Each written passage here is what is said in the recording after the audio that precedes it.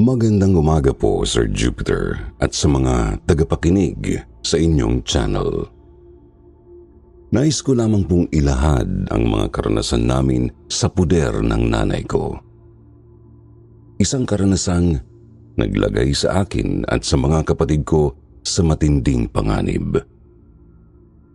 Isang panganib na hindi ko alam, matagal na palang nasa paligid lang namin. Ako po pala si Rica, hindi ko tunay na pangalan. Itatago ko na lamang po ang tunay kong katauhan para sa kapakanan ng mga kapatid kong nag-aaral na sa elementarya. Kabilang po ako sa simple ngunit maraming miyembro sa pamilya. 7 po kaming magkakapatid na ulila na sa kalinga ng ama. Hindi po alintana sa amin ang kahirapan noon. Lagi po kasi kaming napapasaya ni Tatay Lumeng. Sumasideline kasi siya bilang clown noon kapag mayroong mga batang may kaarawan at ito rin ang ginagamit niya para aliwin kami. Sa kasamaang palad, napatay daw po ito ng mapagbintangang magnanakaw sa trabaho. Base sa kwento ni nanay, sabi raw po ng mga kasamahan nito sa konstruksyon, nakita daw po ng may-ari na may pasan itong bakal noong pauwi, kaya binaril ito dahil sa pag-aakalang nagnakaw. May mga kapitbahay naman po kaming nagsasabi na natagpuan na lang daw itong patay dahil sa napagtripan ng sindikato. Hindi ko po alam kung ano ang paniniwalaan ko noon. 19 anyos pa lang ako. Sinubukan ko naman pong alamin ang katotohanan sa likod ng pagkamatay nito. Ngunit palagi akong binabalaan ni Nanay Zelda na baka raw ako naman ang susunod na mapatay ng mga ito kapag nalaman ang pag-iimbestiga ko. Natakot ako sa paalala niya noon kaya tumigil ako. Kami na lang kasing dalawa ang nagtataguyod sa 6 kong nakababatang kapatid at ayokong mawalay pa sa kanila. Tumigil po ako sa pag-aaral, Sir Jupiter. Hindi ko kasi kayang makita na nahihirapan si nanay kaya tumulong na lang ako.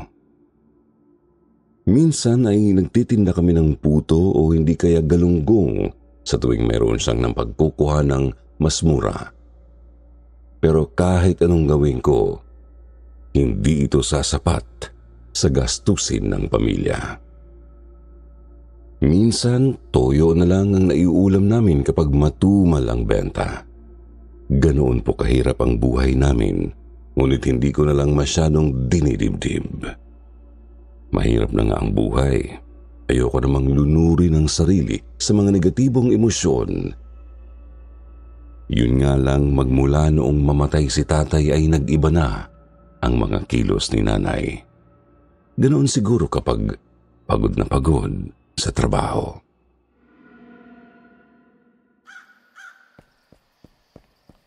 Isang umaga, mayroong sumugod sa amin na kapitbahay dahil sa hindi na raw po binabayaran ni nanay ang inutang sa tindahan nito. Ngunit mas nag-aalala ako para sa kanya nang minsang umuwi siya na may pasa sa braso. Hindi siya nagpaliwanag sa akin kaya napilitan po akong ipagtanong-tanong sa mga taong malapit sa amin ang nangyari sa kanya. Nalaman ko pong nagtangka na siyang magnakaw ng manok na panabong nang hindi siya pautangin nito. Kinumpronta ko siya at sa awa ng Diyos, nakipagkasundo siya sa akin na hindi niya na raw uulitin ang ginawa na yun. Ngunit isang araw hindi ko inaasahan na bigla siyang mag-uwi ng karne. Labis ang pagkagalit ko sa kanya dahil sa pag-aalala na baka mas malala pa ang gawin ng mga pinagkakautangan namin sa kanya o mas malala ay idamay ang mga nakababatang kapatid ko. Para lamang itong batang nakagawa ng kasalanan nang ipaalala ko ang napagkasunduan namin. Hindi ko na nga rin siya pinalabas ng bahay noong araw na yon sa takot na baka inaabangan na siya ng mga pinagkuhanan niya ng karne sa labas. Takot na takot ako noon. Agad ko nga ring sinundo sina Luis, Carla at Marie sa eskwelahan. Mga kapatid kong nasa 7, 8 at 9 na taong gulang. Ngayon lang sila nakapag-aral sa kinder dahil ako na mismo ang nagpumilit na ipasok sila roon kahit palabag sa kalooban ni nanay. Ayon kasi sa kanya ay gastos lamang daw po ang pag-aaral. Ang pinupunto niya po ay mas matimbang ang diskarte kaysa edukasyon. Kung tutuusin, lagi niyang bilin sa amin na sa kahit ano pang edad namin ay nararapat na kaming magtrabaho ng maaga. Wala naman po akong nagawa noong araw na yon dahil nailuto na ito ng adobo ni nanay. Yun na lang po ang iniulam namin noong gabi. Ganado nga pong kumain ang 5 kapatid ko noon. Aminin ko, masaya ako nang makita ang mga ito na muling ganahan sa pagkain. Pero nagsisimula pa lang pala ang masalimuot na pangyayari sa lugar namin. Noong umaga rin kasi na yun, mayroong natagpo ang bangkay na nakalagay sa loob ng malaking itim na plastik. Nadampot po ito ng mga basurero. Noong makita namin ang insidente, nakita kong warak ang tiyan nito. Nawawala raw ang puso at ang iba pang laman nito. Sabi ng pulisya, posible daw na may nakapagtago na sindikato sa amin, ngunit ang giit naman ng aming mga kapitbahay ay aswang ang may kagagawan ng krimen na iyon. Magmula noon, naging handa na ang nayon namin sa pagsalakay ng mga pinaniniwalaan nilang aswang. Pinipilahan nga po ang mga albularyo sa amin upang maghingi ng payo sa pagtataboy ng mga aswang. Nagsabit po sila ng mga bawang at nagsaboy ng asin sa paligid ng kanilang bahay. Sa totoo lang, mukha silang timang noon, lalo pa nang malaman kong may mga anting-anting ng bitbit ang mga ito mapaumaga o gabi. Kaya tuloy, nagsitaasan ang presyo ng pagpapagawa ng pangontra sa aswang sa aming lugar. Ngunit ang pinagtakhan ko noong mga panahon na yon ay yung kung bakit tila hindi matinag si nanay. Siya po kasi ang mahina ang loob sa aming pamilya. Panigurado akong siya ang unang maaapektuhan kung may masamang balita. Kampante lang siya. Ayaw nga niya kaming pagsuotin ng kahit na anong pangontra. Kailan ko lang po yun napansin nang intensyon kong suwayin ang utos niya.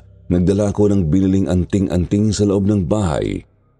Kaagad na naamoy niya yun at halos magwala siya para lang ilabas ko ang maliit na agimat. Inamin niya rin naman po sa akin na may kaakibat itong kamalasan at galing ito sa dyablo na siyang kasalanan sa Panginoon.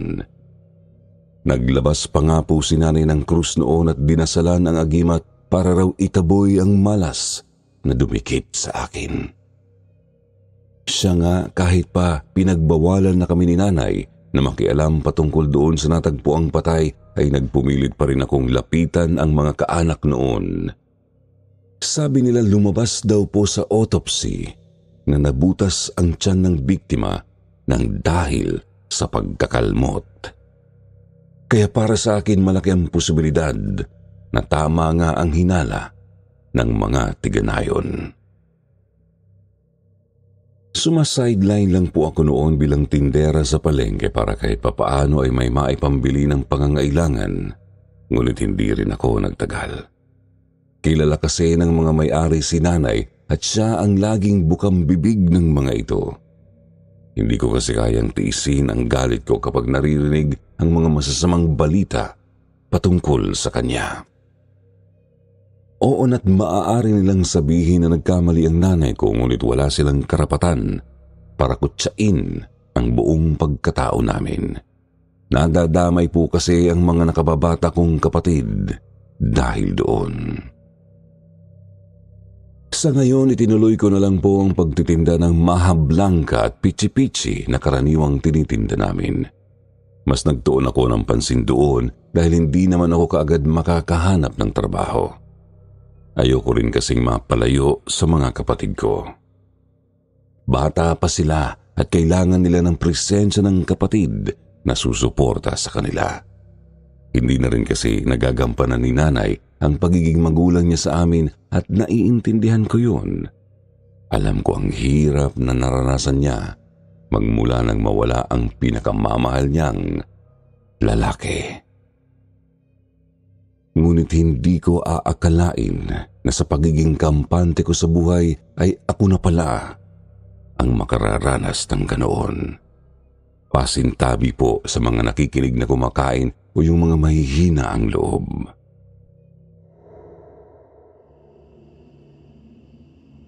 Alauna ng madaling araw nang makauwi ako galing sa huling lamay noong natagpo ang patay. Umorder po kasi sila sa akin ng puto para sana ipakain doon sa mga bisita. Mag-isa lang akong naglalakad sa may pagkaliblib na lugar nang mapansin ko ang kaluskos mula sa mga puno ng kaimito.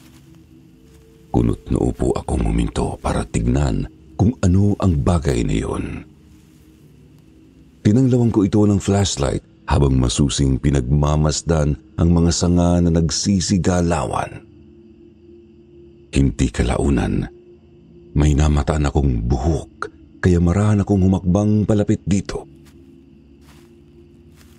Halos lumuwa naman ang mga mata ko nang bumulaga sa paningin ko ang bangkay ng isang babae. Puro bahid ng dugo ang puting damit nito na nawarak. Nakanganga ito habang dilat na dilat ang mga mata. Warak ang tiyan, kitang-kita ko ang kaloob-looban ng tiyan nito. Naistatwa ako sa kinatatayuan. Nang ibaling ko ang atensyon sa madahon na bahagi ng lugar, doon ko nakita ang itsura ng aswang.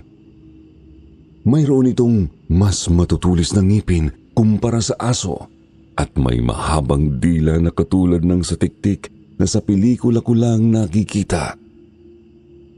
Bago pa ito mawala sa paningin ko, ay nakita ko ang mga mata nitong nanlilisik. Namumuti po ang mga mata nito. Ang mabilis na paghakbang nito palayo sa akin ay isang nagpapabagal sa gabi. Kaagad akong nagtungo sa albularyo upang tanungin ang patungkol sa nilalang na ito. Alasip daw po ang tawag ng mga matatanda roon. Sabi pa nito ang binibiktima daw ng mga ito ay ang mga taong mahimbing sa pagkakatulog para kainin ang atay nito. Hindi ko alam kung paanong may nakasusulpot pa ring aswang sa amin dahil sagrado na ito ng mga anting-anting. Nalaman ko na ang biktima ay hindi raw nagpapaniwala sa mga aswang kaya't hindi ito nagsusuot ng kung ano-anong pangontra na siyang pinaniniwalaan ng halos lahat sa baryong ito. Mas binalot ng katatakutan ng lugar namin magmula ng kumalat sa nayon ang masamang balita. Naalarma rin po ako para sa kapakanan ng pamilya namin, ngunit tila walang pakialam si nanay nang sabihin ko ang tungkol dito. Nagkasamaan po kami ng loob ng panghinalaan ko siya na baka siya ang pumapatay sa mga tao. Isang pagkakamali sa akin ang mapag-isipan siya ng masama dahil dama kong lumayo ang loob nito. Palagi na niya po akong iniiwasan. Nag-uusap lang po kami kapag kailangan lang talaga. Doon ko naman mas natutukan ang galaw niya hanggang sa napapansin kong mabilis itong magalit at mairita. May mga oras na pinipisikal niya ang isa sa mga kapatid ko sa tuwing maiinis ito. Hindi ko po alam kung bakit siya nagkakaganon pero napansin ko ay kapag hindi siya nakatitikim ng karne, umiikli ang pasensya niya. Yung tipong wag lang matitigan ay mabubulyawan ka na. Mas humirap po ang buhay namin noon, lalo nang matapos ang bakasyon. Malaki po kasi ang gastos namin sa pagbili ng gamit ng mga kapatid ko. Kaya doon na nagsalita si nanay na ibenta na lang ang ilan sa mga kapatid ko para may pantustos kami sa mga ito. Noong una nagtataka pa ako kung ano ang rason na pinaghugutan niya kung bakit naisipan ng isang magulang na ibenta ang mga anak. Pero hindi kalaunan, napagtanto kong mas makabubuti yun para sa kanila. Sigurado po kasi akong magagampanan ng mga aampon sa kanila ang pagiging magulang, kaya't pumayag na lang ako. Iisa lang naman ang kondisyon ko kay nanay noon at yun ay sasama akong maghanap ng mapagbebentahan. Gusto ko na isa ako sa makikipag-usap sa mga bibili sa kanila para masiguro ang mabuting kapakanan ng mga ito. Noon pa man kasi uso na yung mga binibentang laman ng mga bata sa ospital. Lumipas po ang ilang buwan, 2 lang ang naibenta sa mga kapatid ko. 10,000 lang sila nabili dahil sa nangangayayat ang mga ito. Samantala yung mga matataba naman pong kapatid ko ay ibinalik noong mga nag-ampon dahil sa walang humpay ang pag-iyak ng mga ito sa kakahanap sa amin. Pinursigi ko si nanay na magtayo ng maliit na sari-sari store gamit ang perang yun. Ngunit mas pinili niya ang tindahan ng pares. Ayon sa kanya, uso raw ang negosyong yun. Nagpakita pa nga siya ng mga patunay. Nakahanap naman din siya ng mga aangkatan ng karne ng baka. Nagtulong kami ni nanay na gumawa ng maliit na tindahan na gawa sa kawayan sa harapan ng bahay namin. Buti na lang kahit paano ay may alam ako sa konstruksyon dahil minsan na akong naisama ni tatay noon sa trabaho tuwing namamasukan ito sa construction site. Naging maayos naman po ang pamamalakad ni nanay sa negosyo niyang pares overload. Mura kasi ang mga produktong ibinibenta niya kumpara sa nakararami. Hindi ganoon kalakihan ang tubo, ngunit kontento na kami. Wala na akong ibang hihilingin pa noong mga panahon na yun, lalo pat bumalik ang dating relasyon namin dahil sa negosyo.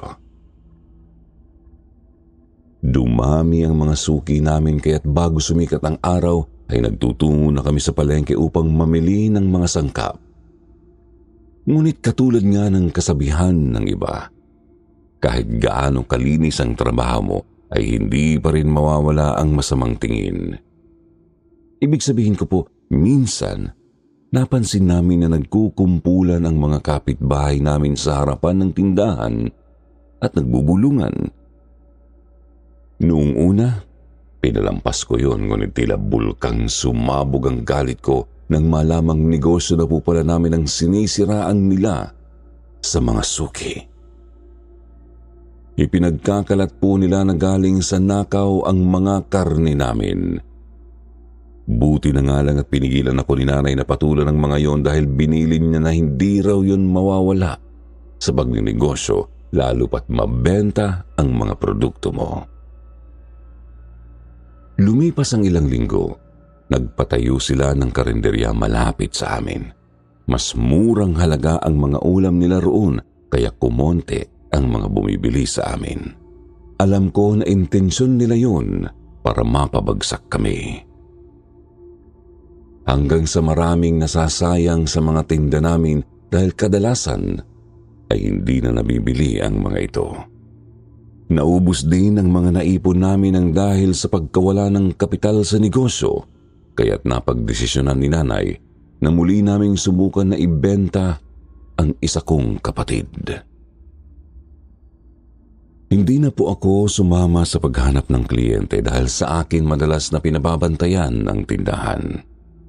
Masyadong gugol ang oras ko noon hanggang sa dumating ang araw nang umuwi siyang may dalang 3,000 at karne. Sabi niya yun na raw ang gamitin namin sa pagluluto ng pares. Kinuha ko ang mga yon para hiwain na sa mga maliliit na piraso. Sa labas lang ako naghiwa dahil pinagbawalan niya akong pumasok sa kusina. Kumunot ang noo ko sa pagtataka dahil hindi ko maintindihan ang kanyang rason kung bakit niya ako pagbabawalan. Basta ang sinabi lang niya ay baka makita ko raw ang sikreto ng kanyang pagluluto. Siya naman po ang nasusunod sa amin pagdating sa paghawak ng negosyo kaya't hinayaan ko na lang kaysa magkalabuan pa ulit kami. Magmula noon ay palagi na nitong kinakandado ng makakapal na tanikala ang pintuan papasok sa kusina. Umabot sa puntong magigising na lang akong nakahanda na ang lahat ng ititinda namin para sa araw na yon para lang hindi ko siya maabutan sa loob ng kusina. Pinagtiwalaan ko si nanay. Tama nga siya. Ang karning yun ang dahilan ng pagkabuhay ulit ng negosyo namin. Noon po kasing magtaka ako, tinikman ko ang karne ng pares. Nabigla pa nga ako dahil mas nanuot ang lasa ng bawat sangkap na inihalo niya. Nagkaroon po kami ng tindang chicharon na itinubog sa mainit na mantika. Malutong yun at kakaiba ang lasa. Mas binalikan ng mga suki ang pares overload namin. Hinihamak na nalamangan pa nito ang karinderya ng mga kapitbahay naming inggitera. Naging mas tutok si nanay sa negosyo dahil sa takot na baka mapabayaan itong muli. Noong minsang mapagdesisyonan kong magpahinga muna sa trabaho sa parisan, napansin kong nawawala si Jordan. 11 anyos pa lang siya at ito ang talagang masasabi ko na parang idinapa kay tatay. Magkamukha po kasi silang dalawa. Barako si Jordan at masipag. Napag-alaman ko na pinagtitinda siya ni nanay ng balut tuwing gabi para mayroon itong maipambaon sa eskwela. Napagdesisyonan kong palihim itong sundan upang malaman kung ligtas ba ito sa nagiging trabaho. Ngunit ganoon na lamang po ang gulat ko nang bigla itong manutok ng balisong sa taong bumibili sa kanya. Mabuti na nga lang po't napagbawalan ko ito. Paliwanag lang nito sa akin ay pandagdag lang daw sa baon, ngunit hindi ko iyon pinalampas at kaagad na sinabi kay Nanay Zelda. Taliwas sa inaasahan ko ang naging reaksyon niya dahil tila hindi niya ako dininig at pinakain pa ng kaiinit na pares si Jordan. Pansin ko na magmula nang mabuhay ang negosyo ay naging kasundo niya si Jordan na talagang pinagtatakan ko. Dati kasi palagi itong kinagagalitan ni nanay dahil sa palagi itong nakikipag-away. Doon na po ako nagsimulang makatunog na may ibang nangyayari sa pamilya namin. Magmula noon ay maaga na akong nagigising para abatan kung may ginagawang masama ang mga ito tuwing maghahanda ng paninda. Maliit lang ang bahay namin kaya't nagpapanggap akong tulog para pagmasdan sila ng palihim. Nakita ko naman na ang rason kung bakit magkasundo ang dalawa ay dahil sa nagkukusa si Jordan na tumulong kay nanay sa paghiwa ng sibuyas at bawang. Mabubulag na sana ako sa mga nakikita ng mata na malinis nga ang transaksyon ng parisan nang minsang makapuslit ako ng pasok sa loob ng kusina. Wala si nanay noon at umangkat ng gulay na pangsahog. Hinalugog ko ang loob ng kusina at naduwal nang makita ang ulo ng isa sa mga kapatid ko na nakabalot sa sariling damit nito. Yun po ang kapatid kong sinabi ni nanay ay naibenta na niya. Kinumpronta ko sa pagka-uwi at nalaman kong ang mga kapatid ko ang dahilan kung bakit mas sumarap ang tinitinda namin dahil sa ginagamit niyang sangkap pampasarap sa pares overload. Nagkapisikalan kami nang sabihin kong aalis na kami ng mga natitirang kapatid ko. Binato niya ako ng kaldero noon. Pumutok po ang noo ko ng tamaan nito. Buo na ang desisyon ko noong oras na yon at tinabanan ang braso ni Jordan para yayain ito Ngunit kinagat lamang nito ang kamay ko at saka nagtatakbo palapit kay nanay. Isinumbat pa nito sa akin ang ginawang sakripisyo ng nanay namin sa amin. Aaminin ko po, Sir Jupiter, natakot ako dahil sa ibang-iba ang gawin nito sa nakasanayan ko. Kahit pa gusto kong itakas ang mga natitira kong kapatid, ay hindi ko magawa dahil maghapon nila itong binantayan na dalawa. Malaki ang pagtatakang umukit sa aking isipan, kaya't naisipan kong sundan itong muli ng palihim sa pagtitinda nito tuwing gabi. Nakita ko ang karumal-dumal na pagpatay ni Jordan sa bumili sa kanya ng balut. Sinaksak nito ng paulit-ulit ang tiyan ng biktima at ginamit ang buong lakas upang hilahin ito sa madilim na bahagi ng kalsada kung saan walang makakikita. Parang hindi ito tao nang halukayin ang loob ng tiyan nito para makuha ang atay at ang puso. Pinagmasdan ko po silang hiwain yun at ipinirito para gawing chicharon. Bumaligtad ang sikmura ko noon sa pandidiri sa kanila. Kung sa ibang lugar, cannibal ang tawag sa ganoon. Hindi ako makapaniwala, yun pala ang pinapakain nila sa mga customer. Tinutukan ko na ang dalawang natitirang kapatid ko upang hindi makatay ang mga ito. Nagtungo ako sa albularyong si Mang Muros upang manghingi ng payo. Ngunit sabi nito, ilihim ko na lamang daw ang lahat dahil sa magiging mabaho ang amoy ng pangalan namin sa lugar. Binigyan po niya ako ng anting-anting na nakabalot sa loob ng maliit na pulang tela na siyang ibigay ko raw sa dalawang kapatid ko. Nagulantang po ang lahat sa nayo namin ng isa-isang nasawi ang buhay ng mga kapitbahay namin. Karamihan sa mga ito ay ang mga tsismosang nakaalitan namin ni nanay noon. Pare-parehas ang kinamatay ng mga ito. Kagaya ng iba, nawawala din ang kanilang mga laman. Nanatili akong tahimik kahit alam ko kung sino ang salarin. Ngunit hindi ko inaasahan na mayroong susugod na mga tao sa amin dahil ayon sa kanila, nakita raw nila itong pinapatay ang mga mahal nila sa buhay. Ipagpaumanhin po ninyo kung naging makasarili ako, ngunit ipinagtanggol ko po si Jordan dahil madadamay ang mga inosente kong kapatid kung magkakataon. Nakakatanggap na po kami ng pananakot magmula noon. Ang iba po ay pinagtitripan si Jordan sa eskwela at doon binubugbog.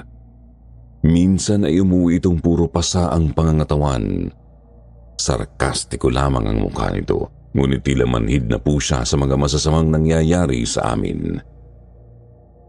Hindi ko na nagawa pang makialam sa kanilang dalawa ni nanay dahil sa takot na baka ako na ang susunod na maisahog sa pares na kanilang tinda. Madalas din kasi akong sinisinghalan ni Jordan o kung minsan ay sinisindak ako sa titig nitong akala mo ay may gagawing masama.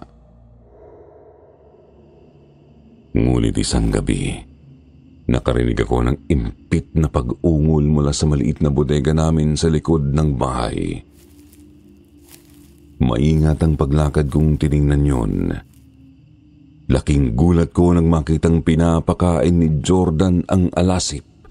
Doon ako nabahala, lalo na nang marinig kong tinatawag ito ni Jordan na nanay sa tuwing susubuan ito ng atay na batid kong galing sa tao.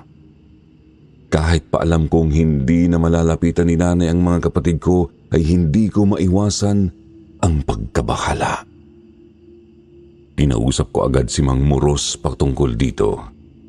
Payo niya na tumakas na raw po kami hanggat may oras pa.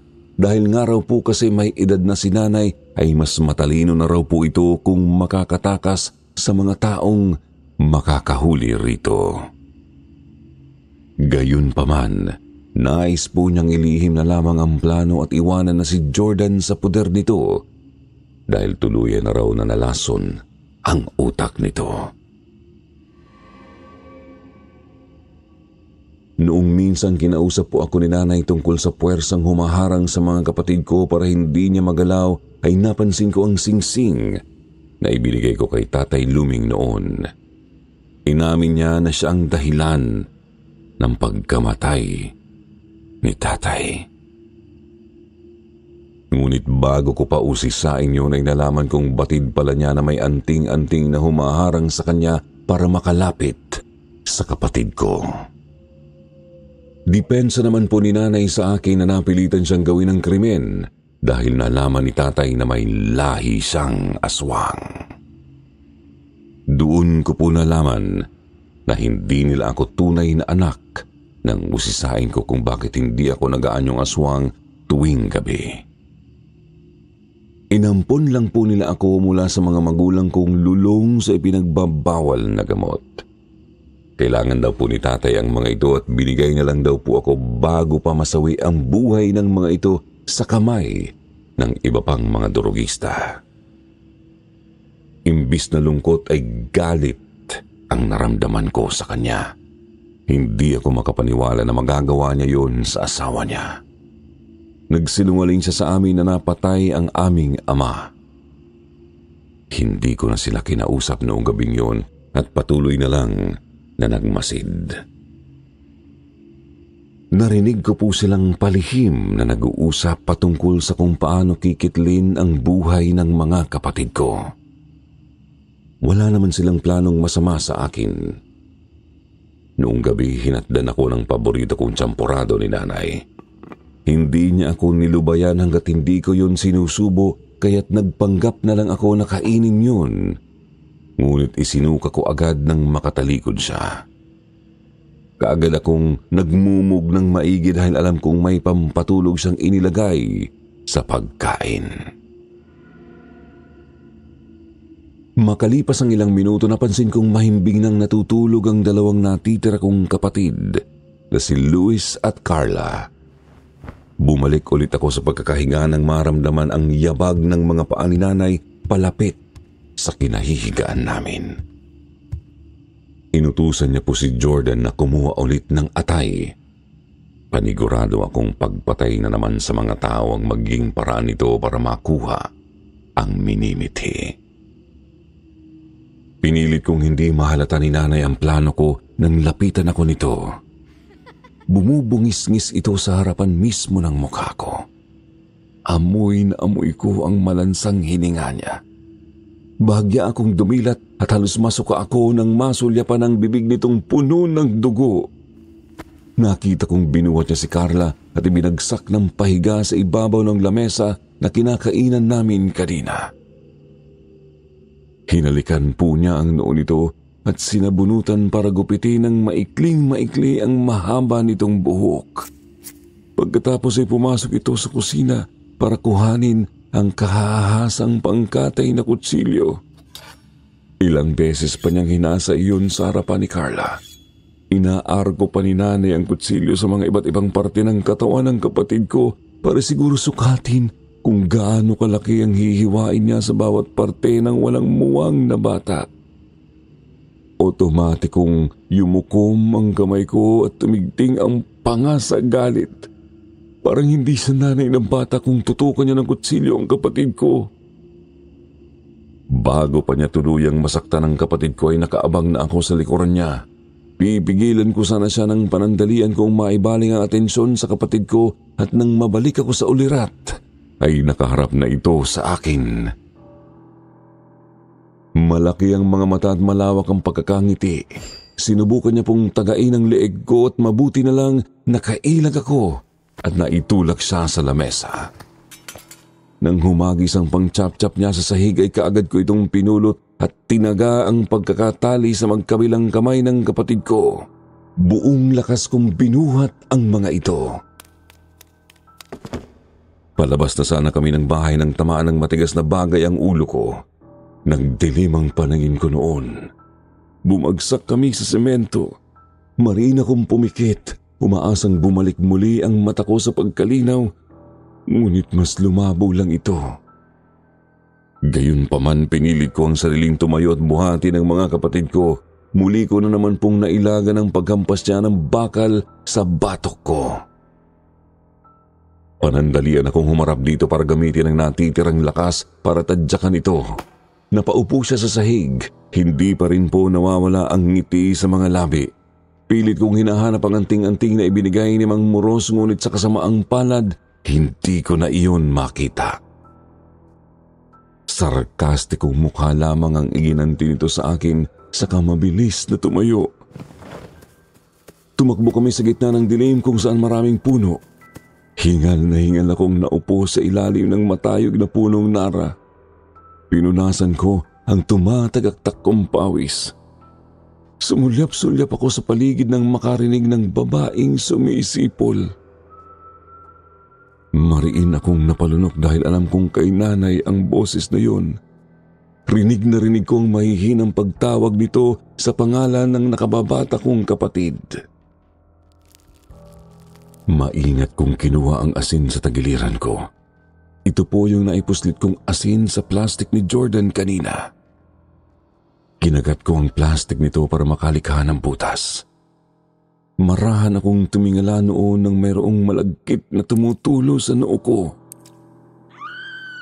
Napasigaw na lamang ako nang bumulaga sa aking paningin ang alasip. Gutom na gutom ang mga mata nito at nakahanda ng sagpangin ng aking ulo. Kaagad akong nakaiwas sa bunganga nito, sabay saboy ng asin dito. Rinig ko po ang impit na ungol ni nanay. Nagsimulang umusok ang kanyang katawan, dahilan para manghina at bumagsak sa lupa. Bumalik po siya sa anyong tao. Hubot-hubad ang katawan niya nang makita ko. Hindi po ako nakaramdam ng awa sa kanya. Mamamatay tao siya at hindi na ako makapapayag na masaktan niya ang sino man sa mga natitirang kapatid ko. Takbo lang ng takbo ang ginawa ko sa gitna ng liblib na lugar. Napahinto po ako nang maramdamang gumalaw si Carla. Naalimpungatan po ito mula sa mahimbing na pagkakatulog. Kaagad naman na tinukop ko ang palad ng bibig para mahinto ang nagbabadyang iyak nito. Nang makadilat po ito ay kaagad na hinanap ng paningin si nanay. Nagwala ito at hindi ko na napigilan pa. Ilang saglit pa. Nakarinig ako ng yabag ng mga paa palapit sa kinaroroonan namin. Nanlaki ang mga mata ko noon kaya dali-dali ko itong binuhat at nagtatakbo. Hindi ko alam kung saan kami magtutungo. Ang tanging natatandaan ko lang noon, liblib ang lugar at wala ng kabahayan. Kulisap na lamang po ang tanging naririnig naming ingay. Hanggang sa may namataan akong maliit na batong kuweba malapit sa batuhan ng ilog. Kaagad akong tumakbo papasok sa masikip na lugar na yun, dala pa rin ang mga kapatid ko.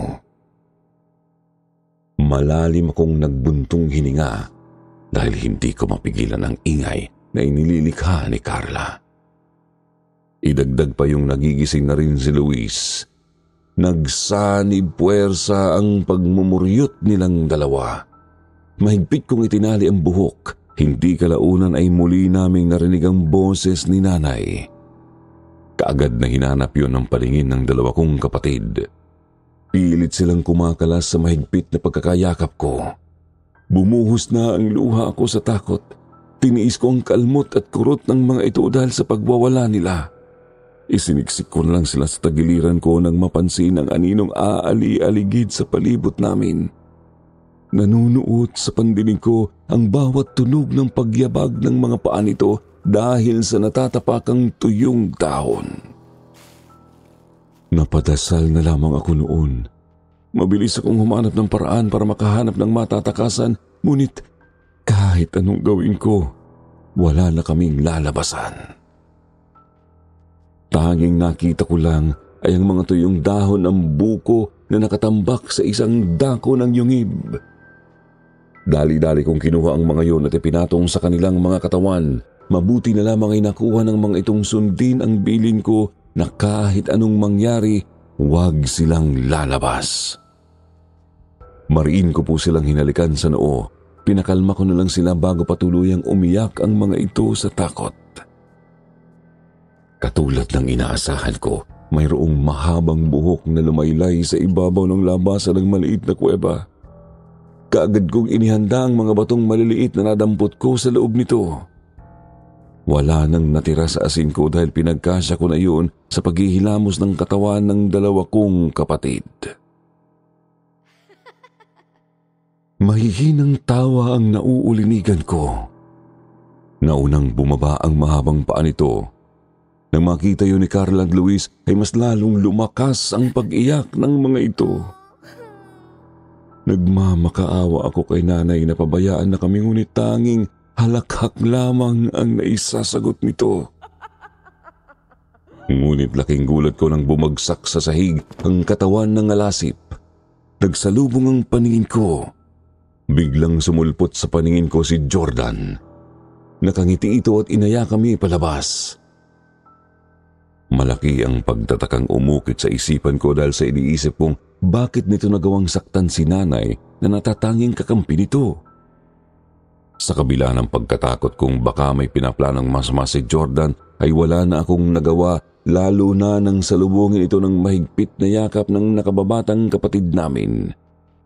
Ginantihan naman ni Jordan yun ng mahigpit na yakap at saka hinalikan sa noo ang mga ito. Buong akala ko po noon ay ligtas na kami.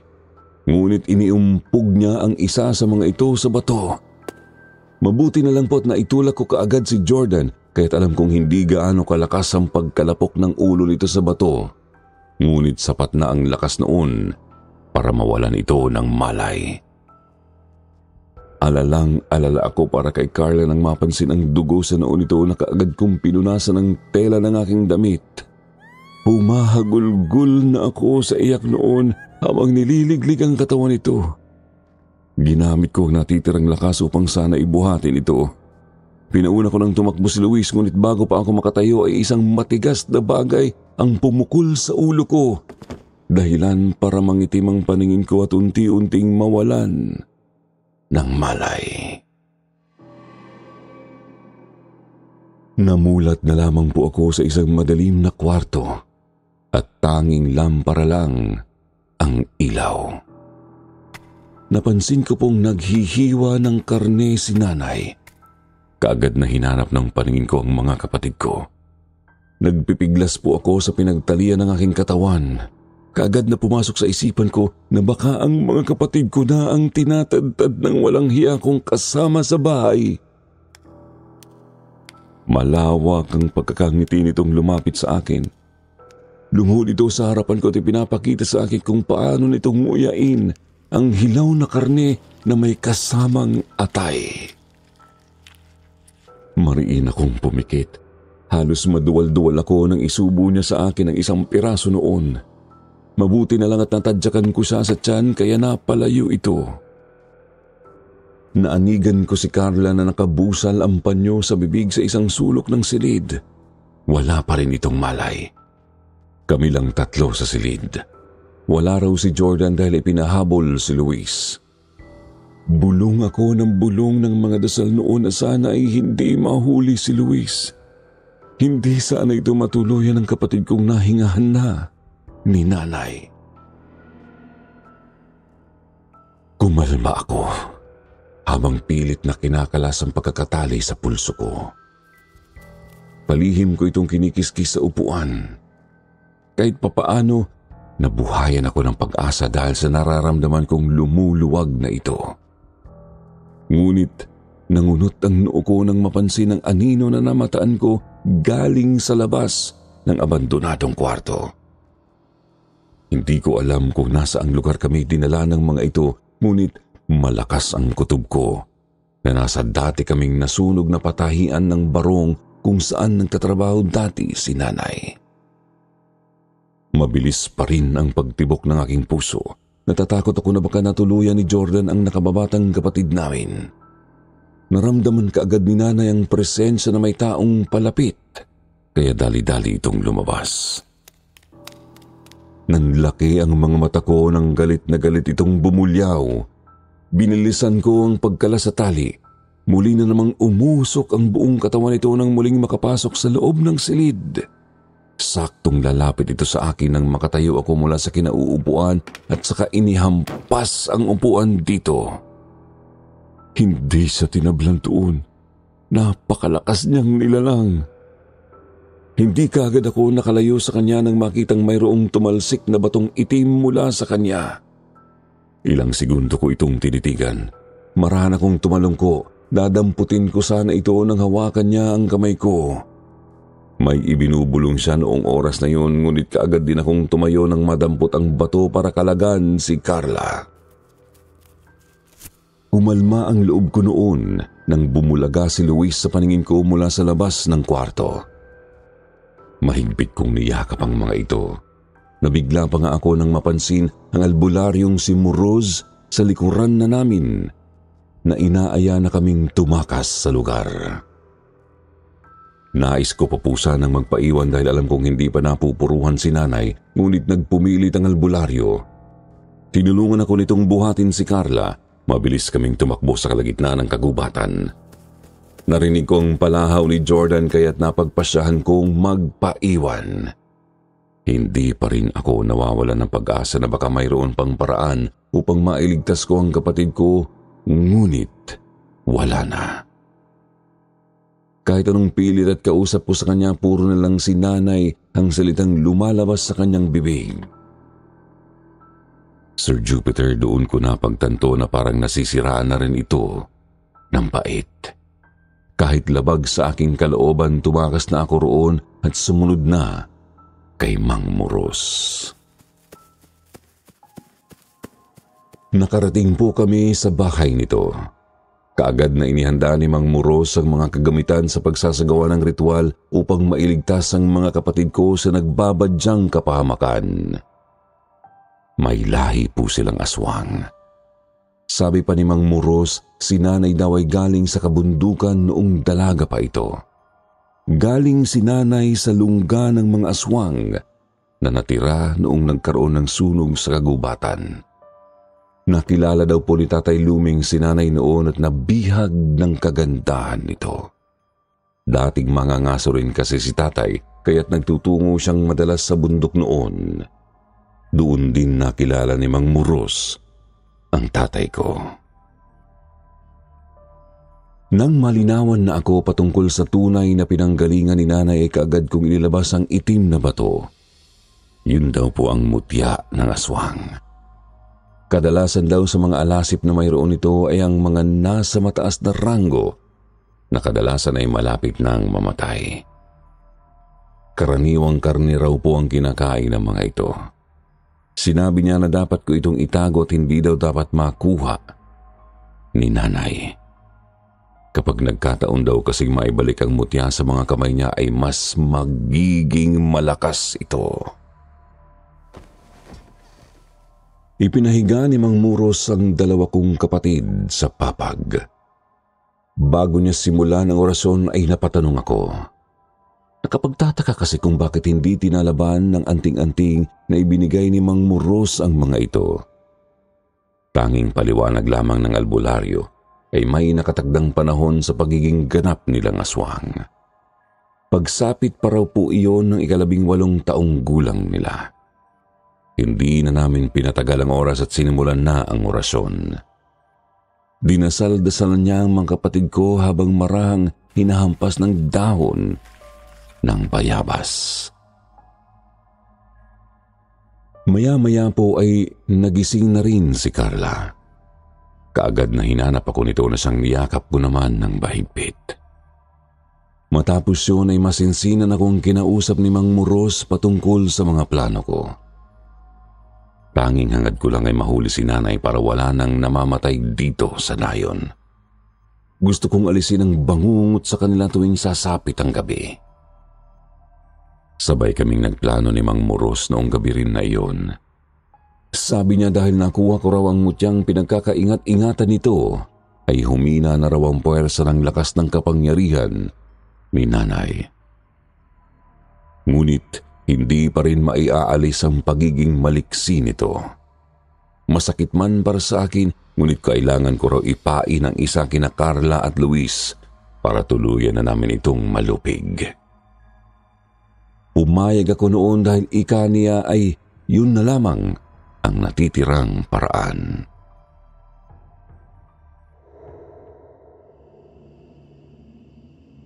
Nang mabalitaan kong nahuli na si Jordan ng mga tiga-mental hospital ay doon na kami naghanda.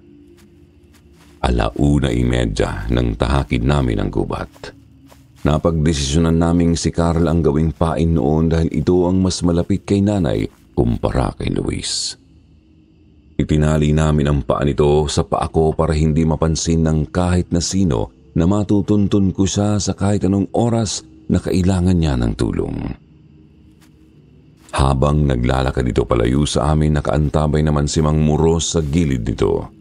Patago-tago sa puno upang hindi mamataan ng alasip. Samantalang ako ay marahang sinusundan si Carla. Si Luis naman po ay nagbitbit ng bawang na siyang maaaring pangontra. Kaagad naman na pinatago ko si Luis sa likod ng matayog na punong nara nang maramdaman namin ang kaluskos mula sa dahon. Mas naging alerto pa kami nang tumunog ang maliit na kampana na ikinabit namin kay Carla. Bilin ko rito patunogin ito kung kinakailangan ng tulong. Sinenyasan ko si Mang Muros na sundan ito. Nakatuon ang buong atensyon ko kay Carla. Napakunot na lang ako nang mapansin ang mahahabang buhok na humahampas sa mukha ni Luis. Bahagya kong itinaas ang aking paningin at tama nga ako, naruroon ng alasip. Nakatuon ang atensyon nito kay Luis, ngunit hindi ito makalapit dahil sa dala nitong pangontra. Sumipol ako. Yun kasi ang napag-usapan namin ni Luis. Senyas yun na may nagbabadyang kapahamakan. Walang ekspresyon na mababakas sa mukha ng kapatid ko habang marahang binubunot ang mga tinadtad na bawang sa loob ng dala nitong bayong. Kaagad na bumagsak ang alasip sa lupa. Kamuntikan pa nga pong mabagsakan si Luis. Mabuti na lamang at nahila ko ang damit nito nang mabilis akong makalapit. Mabilis na lumayo ang nilalang na yon para tumakbo palayo sa amin, ngunit tila na ubusan ito ng enerhiya nang hampasin ni Mang Muros ng buntot pagi. Sarkastiko ang ngiti nito sa akin at halatang hindi nababahala. Pinagtulungan naming itali ang buong katawan ng alasip gamit ang makapal na lubid. Madali na lang naming nagawa yun dahil sa nanghihina na rin ito. Tinalukbungan namin ang nilalang ng itim na kumot dahil sa hindi rin magtatagal ay magpapalit ito ng anyo. Hinila namin ito patungo sa bahay ni Mang Muros. Pagkarating roon ay inihanda namin ang krus kung saan namin itinali ang buong katawan nito. Hindi nga kami nagkamali. Nagpalit ito sa dating anyo. Nagmamakaawa si nanay sa aming magkakapatid na kalagin yun at pakawalan siya. Nang makita yun ng mga kapatid ko ay nagsiiyakan ang mga ito.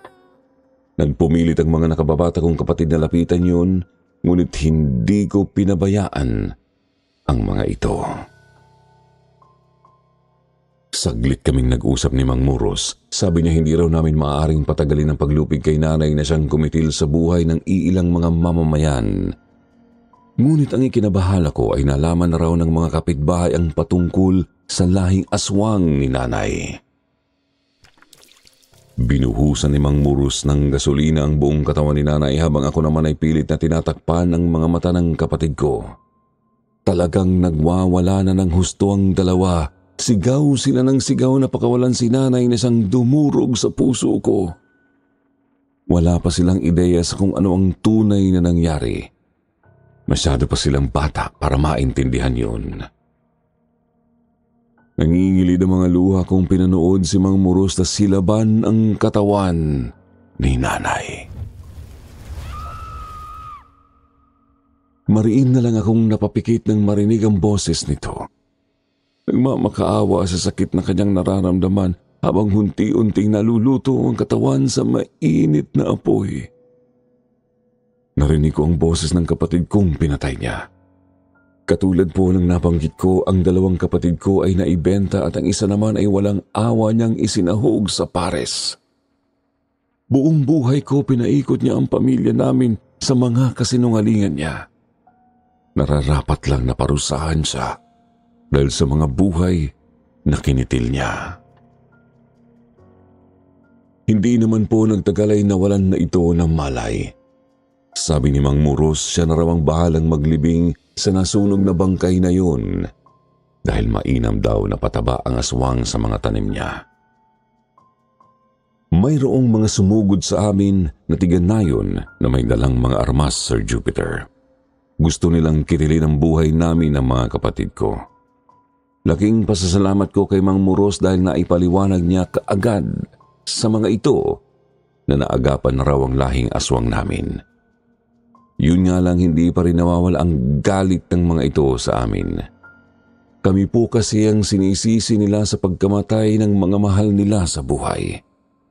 Kaya noon ding araw na yon ay lumayas kami sa nayon. Pansamantala po kaming nanirahan sa Cavite ng mga kapatid ko. Nagtrabaho muna ako bilang tindera para makaipon. Binibisita na lang po namin si Jordan sa Mariveles, Bataan. Yun po palang kaso niya. Nasiraan ito ng bait dahil sa pagmamanipula ni nanay. Lumipas ang panahon hanggang sa muli ko nang napag-aral ang dalawa kong kapatid sa elementarya. Tila nakaukit na sa kanilang puso't isipan ang lahat ng nangyari. Kaya nang dumating ang puntong maiintindihan na nila ang paliwanag ko, ay hindi ko na sinayang ang oras na klaruhin ang mga naganap sa buhay namin. Naging malaki ang parte ng anting-anting na pinagawa ko kay Mang Muros sa bahay nila. Kahit alam kong tapos na ang lahat, hindi pa rin nawawala ang takot sa loob ko. Dahil alam kong hindi pa natatapos ang lahat. Lalo pat nasa aking pangangalaga na ang mutya ng lahi ni nanay na Alasip. Paalala kasi sa akin ni Mang Muros, patuloy pa rin hinahanap ng ibang mga aswang ang batong mutya. At sa oras na matuntun ng mga ito kung nasaan yun, ay hindi malabong kitilin nila ang buhay namin. Pero Sir Jupiter, kung darating ang oras na mangyari ang lahat ng yon, hindi ko pa rin po pababayaan ang mga kapatid ko. Nagmamahal, Rika.